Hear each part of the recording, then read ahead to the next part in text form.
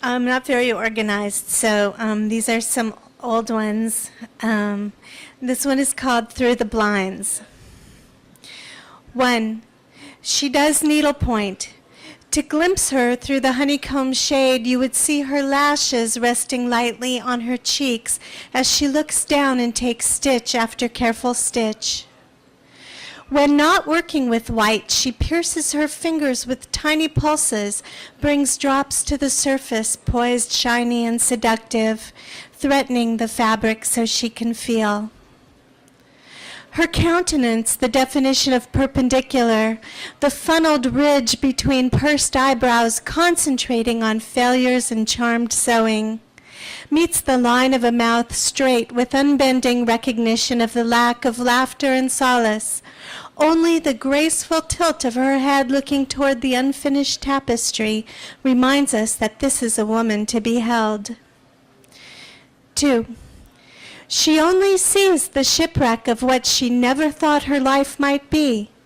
The flag of her surrender, a banner tepid with the salt of uncried miseries, hangs like a shadow holding back the stubborn rays of an icy winter sun. The thaw will be arduous and trying. 3. She chews red hots because she can, scooping a handful and rolling the tiny pebbles around her mouth, her tongue playing divide and conquer. She grinds them so that she won't grind her teeth. Explosions of fire burning in places reserved for touching and holding informs her that without question she is still alive and not completely numb. 4. I know this woman. She understands the emptiness but does not accept its finality. The sweet burning and spicy echo buffet her charred edges.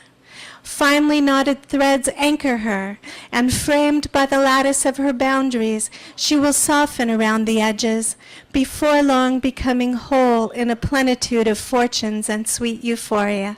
Thank you. I couldn't decide what my other one should be, but I think I'm going to read this one because it's kind of like, I'm really, really tired, and this reminds me of something that happened also when I was really tired, so whatever. It's called, I had to connect the dots, so I'm sorry. It's called Parking Lot Prayer. Baby, let me take that from you. You look like you could use it. Do the chattering swallows follow you home, their voices soothing like the syrup left over on an empty plate on Sunday?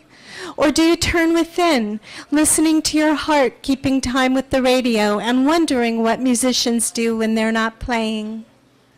Baby, let me take that from you. You look like so much fun to love.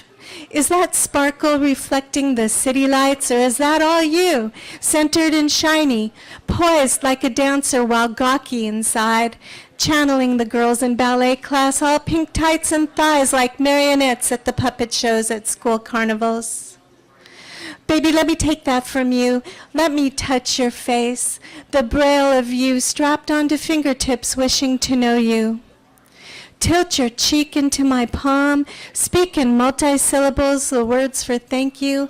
I am the coarse hand of the stranger you turn to. Baby, let me take that from you.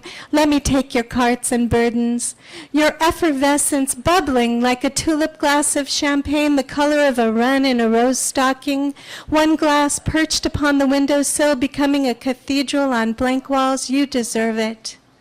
Explosions of the scent you exhale when kissed roll forward on a tide of sea foam and sin. Baby, let me take that from you. Let me take that from you. Let me take it all from you. Amen. Thank you.